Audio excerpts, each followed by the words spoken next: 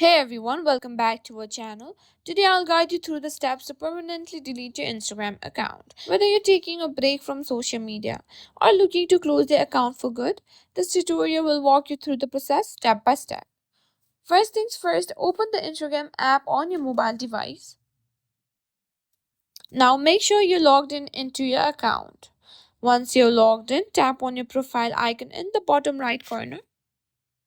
Then tap on the three horizontal lines, which will open settings and privacy. Now,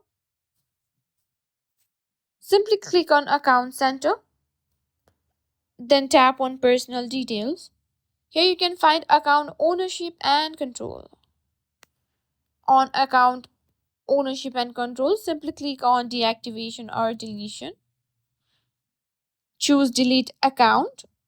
Instagram will then ask you to provide a reason for deleting your account, and you may need to enter your password again to confirm your identity. After entering your password, tap on Permanently Delete My Account.